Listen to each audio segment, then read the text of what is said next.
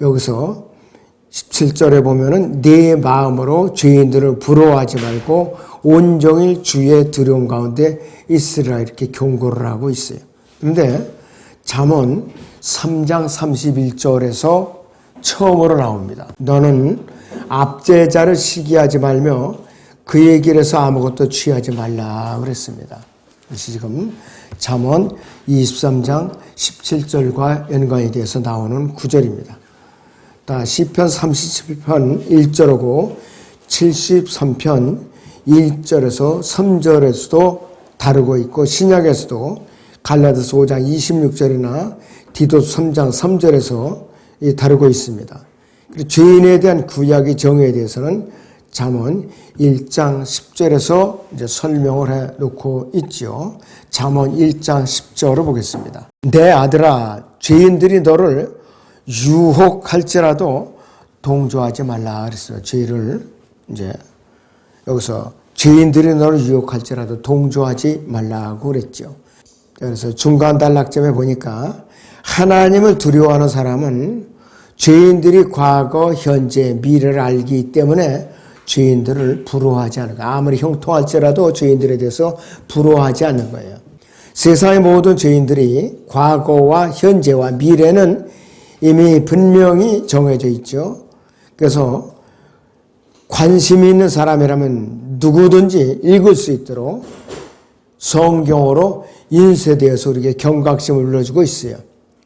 그래서 이 죄인들이 과거와 현재와 미래를 안다 하면은 그것을 상속받은 사람을 부러워하지 않는다 이것이요. 죄인의 과거는 어떤가?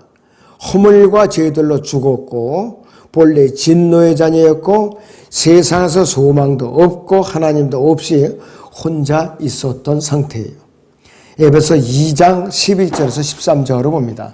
그러므로 너희는 손으로 육체에 행한 할례자라 불린 자들에 의하여 과거에는 육체로 무할례자라고 불린 이방인들이었음을 기억하라. 그때 너희 그리스도로부터 분리되어 있었고 이스라엘 나라에 속하지 않은 타국인이요 약속이 언약들로부터는 생소한 사람이었으며 소망도 없고 세상에서 하나님도 없었느니라 그랬습니다. 우리 세상에서 하나님도 없었던 존재였었죠. 구원받기 이전에는. 그리고 본래 여기서 또 죄인의 현재 상태는 어떤가? 현재 상태. 하나님의 진노 아래 현재 놓여져 있어요.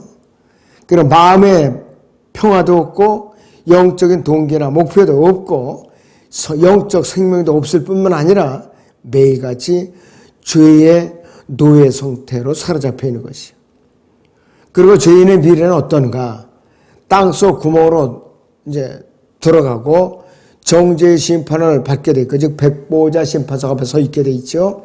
그리고 꺼지지 않은 영원한 불못에 들어가게 돼 있고 영원한 멸망을 맞이하고 선하고 아름답고 친절하고 유익하고 빛을 주고 거룩하고 의롭고 자신의 혼을 포함해서 모든 순수한 것들을 다 잃어버리게 돼 있다 이거예요. 그래서 죄인은 아무 소망이 없는 것이에요. 영원한 지옥 형벌이 기다리고 있는 것이에요. 자, 잠언 23장 18절 상반절에서는 이는 분명히 마지막이 있겠고 그랬어요. 마지막이 있죠. 우리에게도 마지막이 있고 구원받지 못한 죄인들에게도 마지막이 있어요. 그리스도인들에게는 그리스도의 심판석을 거쳐서 주님과 혼인식을 거쳐서 이 땅에서 천년과 함께 통치하고 백보자 심판석 앞에서 타락한 천사들을 우리가 심판을 하고 영원토록 통치에 참여하는 그 미래가 있어요. 자, 그런데 구원받지 못한 죄인들에게는 어떻게 아무리 살펴봐도 소망이라는 게 없는 거예요. 소망이라는 게 없어요. 그래서 우리 믿는 성도들에게는 복된 끝이 기다리고 있고 그 사람의 선을 행하는데 아무리 지쳐도 주 안에서 한 그 사람의 노고는 헛될 수가 없어요. 헛될 수가 없다 이거예요. 고린도전서 15장 58절을 봅니다. 그러므로 나의 사랑하는 형제들아 견고하라 흔들리지 말라 항상 주의를 넘치게 하라. 이는 너희의 수고가 주 안에서 헛되지 아니한 줄을 너희가 알느니라. 주 안에서 수고한 것은 헛될 수가 없어요. 복된 소망만이 기다리고 있다 이것이에요. 자, 그래서 죄 없는 영원한 완전한 상태에 들어갈 뿐만 아니라 영원한 생명을 거두게 될 것이다 그랬어요. 잠언 3장 18절 하반절에 보면 또 네 기대가 끊어지지 아니할 것임이라 그랬어요. 네 기대가 끊어지지 아니할 것이라 그랬어요. 뭐를 의미하느냐? 우리는 미래의 어느 날 예수 그리스도를 만나게 돼 있죠. 그리고 우리의 기대는 끊어지지 않을 것이고 우리는 죄 없는 불멸의 몸에서 영원히 살 것을 우리는 기다리고 있어요. 자, 그래서 우리는 우리 사랑하는 사람들을 가족들이나 먼저 들림받은 성도들을 다시 대면해 보게 될 것이고 이 땅에서 한때 우리를 당혹하게 했던 모든 문제들이 우리를 이해할 수 있고 모든 해답을 얻게 된다. 이것이에요. 지금은 거울을 통해서 희미하게 보일 뿐이고 실체가 이제 분명히 나타나지 않아요. 그런데 그때는 분명히 예수 그리스도를 대면하니까 확실하게 선명하게 나타나는 것이에요. 고린도전서 13장의 12절을 보겠습니다. 지금은 우리가 유리를 통해 희미하게 보나 그때에는 얼굴과 얼굴을 마주볼 것이요 지금은 내가 부분적으로 아나 그때에는 내가 알려진 것처럼 알게 되리라 그랬어요. 알려진 것처럼 알게 되리라 이거예요. 그리고 잠언 교재 23장 19절에서는 내 아들아 너는 듣고 현명하게 되어 내 마음을 그 길로 인도하라고 하고 있어요. 또 20장에서 21절에서는 술을 많이 마시는 자와 고기를 탐식하는 자와 함께하지 말라. 술 취하는 자와 탐식하는 자는 가난해질 것이요 잠자기를 좋아하는 자는 낡은 옷을 입을 것입니다. 그러니까 가난하게 된다는 뜻이죠. 술 취함과 고기를 탐한다는 비난은 둘 다 예수 그리스도께서 비난을 받으셨죠. 세상 사람들로부터 비난을 받으셨어요. 하나님께서 비난을 받으셨어요. 이 비난이 사실이었다면 예수 그리스도께서는 마땅히 율법에 따라 죽어야 마땅했었죠. 그리고 그들은 예수님을 잘못한 것이에요. 탐식이라는 단어가 이제 RIOTOU에서 라이오투스라고 그러는데 어떤 것에 지나치게 시간이나 노력을 쓰는 사람에게 쓰이는 것이에요. 음식만 많이 먹는 뜻이 아니라 그 뜻이에요. 그래서 영어 킹제임스가 곳곳에서 이제 쓰이고 있는데 이 단어가 두 번이나 나와요. 자, 영어 킹제임스에서는 라이오투스가 두 번째는 글루톤으로도 쓰여요. 잠언 6장 4절, 6절, 10절이나 20장 4절에서 꾸벅꾸벅 조는 사람에 대해서도 글루톤이라는 말을 쓰고 있어요. 술 취하는 자에 관해서는 잠언 20장 1절, 23장 29절, 35절을 우리가 읽어보면은 우리가 소중한 교훈을 얻을 수가 있지요. 잠언 20장 1절을 봅니다. 술은 거만하게 하는 것이요 독주는 떠들게 하는 것이라 이에 속는 자마다 지혜롭지 못하니라 그랬어요. 술이 굉장히 좋지 않은 것이에요. 나중에 지나치면은 술이 사람을 먹어버려요. 술이 사람을. 자, 잠언 23장 22절에서 28절을 다시 보죠. 너를 낳은 네 아버지에게 경청하고 네 어머니가 늙어도 경히 여기지 말라. 진리를 사고 그것을 팔지 말라. 지혜와 훈계와 명철도 그리하라. 의로운 자의 아버지는 크게 즐거워할 것이요 현명한 아이를 낳는 자도 그로 인하여 기뻐하리라. 네 아버지와 네 어머니가 기뻐할 것이요 너를 낳은 여인이 즐거워하리라. 내 아들아 네 마음을 내게 주며 네 눈을 나의 길들에 주목하라. 음녀는 깊은 함정이요 타국에 있는 좁은 구덩이라. 그녀는 또한 먹이를 찾듯이 숨어 기다리며 사람들 가운데 범죄자들을 늘리리라 그랬어요. 자, 22절을 다시 봅니다. 너를 낳은 네 아버지에게 경청하고 네 어머니가 늙어도 경히 여기지 말라. 요즘은 반대가 되어버렸어요. 아버지에게 경청하지 않고 어머니가 늙으면은 구박을 하죠, 오히려. 강제로 양로원에 보내고 재산을 빼앗고 자식들이 그런 시대가 되어버렸어요. 그런데 사람이요, 나이가 들면 많은 경우에는 대부분이 서툴러지고 유치한 짓을 하고 인내하지 못하고 까다로워지고 자기중심적인 면이 생기게 되는 것이에요.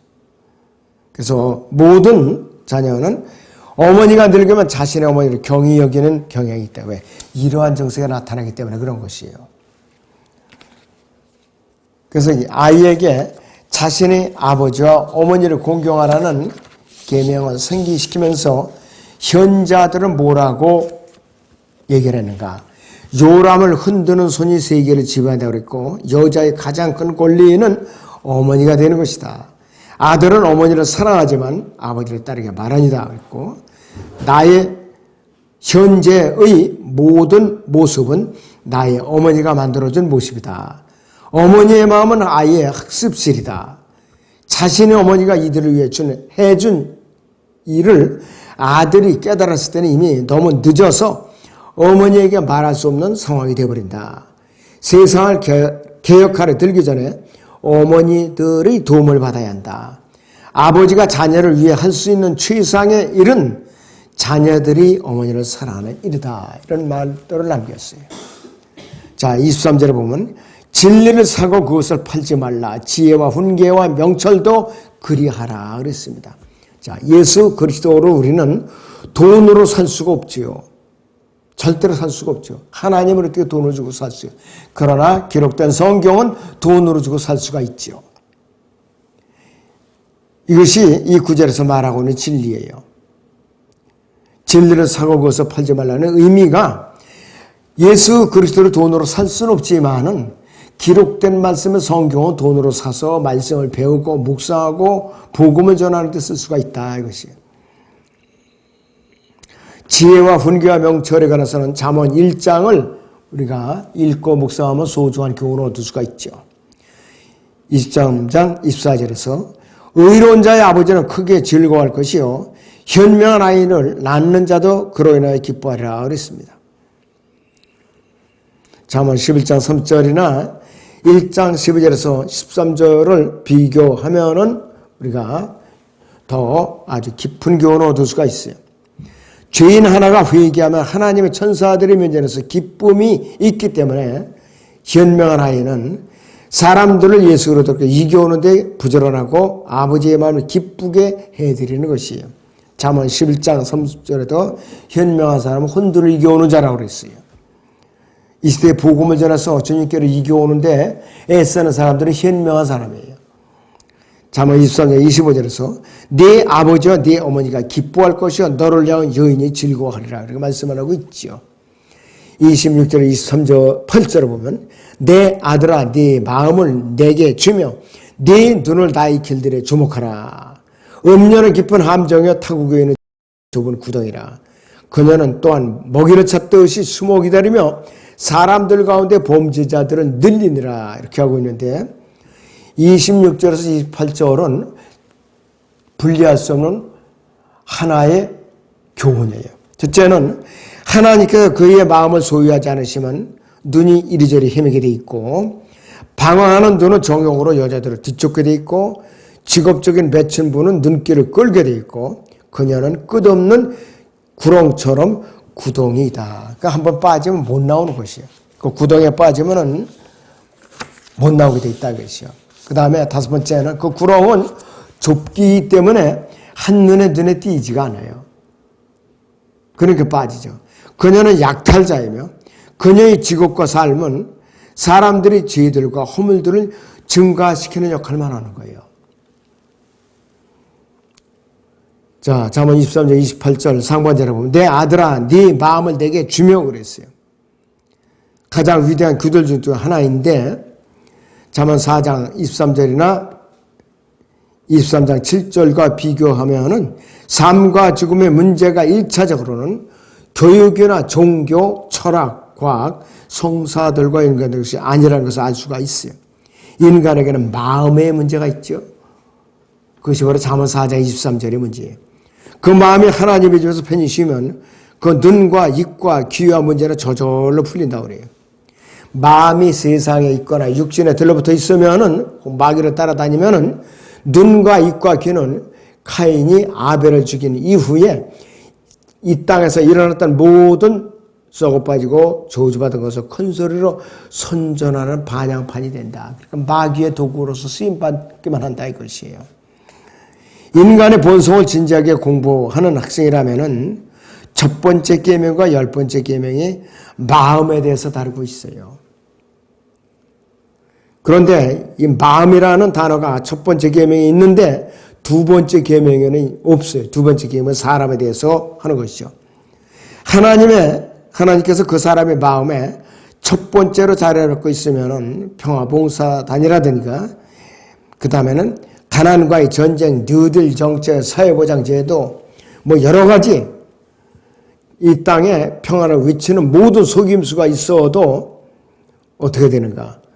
내 이웃을 사랑하는 일을 잘 되는데 하나님께서 마음을 얻으실 수 있으면은 몸도 얻으실 수 있는데 죄의 고속도로를 달릴 첫 번째 차는 마음이고 그 두 번째는 몸이 따른다. 먼저 마음으로 품은 것이 이 밖으로 나타나게 돼 있으니까 그런 것이에요.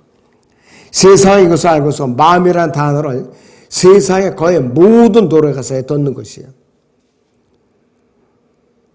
자, 1960년대까지는 적용이 가능하지만은 1960년경에는 사랑에 관한 말들이 마음의 정서에서 육체의 정욕으로 언급하는 것으로 뒤바뀌어 버리고 말았어요. 마음의 정서의 육체적인 정욕으로 전이가 되어버렸어요. 뒤집어지고 말았어요. 하나님께 그 사람의 마음을 소유하시면 예수 그리스도께서 육신으로 나타나신 하나님이시고 동정역에서 나오시고 사람을 대신해 대속적인 죽음을 죽으셨다는 것을 믿는데 전혀 어려움이 없지요. 디모데전서 3장 16절을 보죠. 경건의 신비는 논쟁의 여지 없이 위대하도다. 하나님께서는 육신으로 나타나셨고 성령으로 어렵게 되셨으며 천사들에게 보이셨고 이방인들에게 전파되셨으며 세상에서 믿음 받으셨고 영광 가운데로 들려 올라가셨습니다. 이렇게 이것을 믿는데 어려움이 없다 이것이에요. 마음이 순수하다면. 하나님께서 그 사람의 마음을 소유하셨다면 실제적인 하늘의 왕국, 즉 낙원이나 실제적인 지옥이나 초자연적인 새로운 탄생, 거듭남이죠. 다시 오실 메시아를 믿는데 전혀 어려움이 없다. 왜? 마음의 순수하게 그대로 믿으니까. 하나님께서 그 사람의 마음을 소유하시면 킹제임스 성경의 엘리자베스 시대의 영어를 이해하는데 전혀 어려움이 없다고 이렇게 말하고 있지요. 그리고 직업 장녀들은 범죄자들의 수를 늘리는데 굉장히 바쁜 사람들이에요. 이들이 죄로 불리는 음행을 시작하기 때문인데 매춘굴은 개인적인 죄의 행위를 증가시킬 뿐만 아니라 그런 곳을 변변하게 드나드는 사람은 냉소적이 되고 완고해지고 속임을 당하고 전적으로 이기적이 되는 것이. 결과적으로 이들이 저지르는 이런 성향을 지닌 모든 죄들은 직접적으로 타국여인과 관계가 되는 것이에요. 킹제임스 성경은 이 점에서 과학적으로 정확하고 어느 시대에 어느 학자가 본문을 어떻게 변개시켰는지 그것은 중요한 것이 못 돼요. 고려할 대상도 되지 못하는 것이에요. 자, 잠언 23장 29절에서 35절을 같이 봅니다. 화가 누구에게 있느냐, 슬픔이 누구에게 있느냐, 다툼이 누구에게 있느냐, 불평이 누구에게 있느냐, 까닭없는 성처가 누구에게 있느냐, 충혈된 눈이 누구에게 있느냐, 술에 빠진 자들에게 있으며 혼에 없던 술을 찾아다니는 자들에게라. 술은 붉고 잔에서 빛나며 매끄럽게 내려가나니 너는 술을 쳐다보지도 말라. 그것은 마침내 뱀처럼 물며 살모사처럼 쏘리라. 네 눈이 타국여인을 볼 것이요 네 마음이 패역한 것들을 발설하리라. 정녕 네가 바다 한가운데 누운 자 같을 것이요 돛대 꼭대기에 누운 자 같으리라. 네가 말하기를 사람들이 나를 쳤어도 나는 아프지 아니었고 그들이 나를 때렸어도 나는 감각이 없었도다. 내가 언제 깨어날까? 내가 그것을 다시 찾으리라 하리로다 했습니다. 잠언 23장 29에서 35절의 본문은 음주와 술 취함과 관계가 있죠. 한 묶음으로 되어 있어요. 그리고 좀 더 완곡하게 정직하지 못하게 말한다면 이 구절이 알코올 중독자들이 갖는 흥겨운 교제나 지나친 흥분을 다루고 있는 것이야. 사실을 말하자면 주정꾼은 주정꾼이에요. 그대로예요. 현대인은 술꾼, 술고래, 주정뱅이, 음주강보다는 알코올 중독자 같은 좀 더 부드러운 표현을 쓰는 것을 더 좋아한다. 그런 아주 거북한 말보다는 알코올 중독자, 점잖하게 이렇게 불러주기를 바라는 거예요. 오랫동안 술 속에 머문 사람은 경험을 통해 이 잠언의 분명한 진리를 배우게 되는데, 첫째는 주정뱅이는 정상인보다 더 많은 수심에 차 있고 수심에 가득한 얼굴이 주정뱅이 얼굴이다. 불황자 선교라는 사람들이 이것을 잘 알고 있죠. 두 번째는 주정뱅이들은 대부분의 사람보다 더 많은 비애를 가지고 있고, 음주는 마지막에 가서는 그 사람의 건강뿐만 아니라 소득이나 가정, 가족, 일자리, 친구를 잃게 만들기 때문이다. 세 번째, 주정뱅이들은 논쟁을 잘한다. 이들은 항상 논쟁을 해왔고 앞으로도 항상 논쟁을 할 것이고, 세상에서 호전적이고 논쟁을 일으키는 싸움꾼들은 거의 모두 주정뱅이들이었다. 그리고 네 번째는 주정꾼은 제잘거리기 잘, 배벌, 제잘거리기 잘한다. 사도행전 17장 18절에서 말쟁이라는 말이 혼돈을 뜻하는 바벨과 같은 말이에요.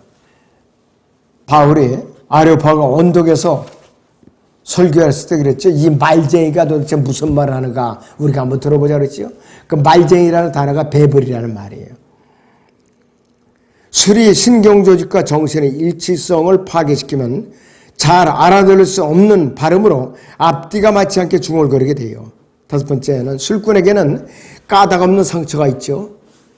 술 취한 상태에서 건물에서 떨어지기도 하고 사다리에서 떨어지기도 하고 부두에서 떨어지고 보트 밖으로 떨어지기도 하며 달리는 자동차와 오토바이 앞으로 걸어가기도 하고 계단에서 미끄러지기도 하고 하수구 도랑에 걸려 넘어지고 칼과 면도날을 베이고 두꺼운 유리창을 깨고 떨어지고 문과 의자들을 꽝 차고 들어오고 경찰과 강도들에게 두드려 맞기도 하고 때로는 유리와 병으로 스스로를 베기도 한다. 이게 주정뱅이의 특징이에요. 잠언 23장 35절에서 술 취한 사람은 맞아도 느끼지 못한다 그래요. 술 취한 상태에서는 때려도 몰라요. 그 말은 참으로 사실인데 많은 사람들이 이상한 곳에서 잠을 깨고 온몸이 타박상과 같이 상처투성이라는 것을 발견하는데, 그런데도 그가 어디서가 그렇게 다쳤는지 알 수 없다 이거예요. 여섯 번째는 술꾼의 눈은 충혈되어 있다. 술에 빠진 자들이 두드러진 특징은 미국의 도로지도처럼 보이는 충혈된 눈이다. 이렇게 말을 하고 있어요. 자, 그래서 오늘은 여기까지만 합니다.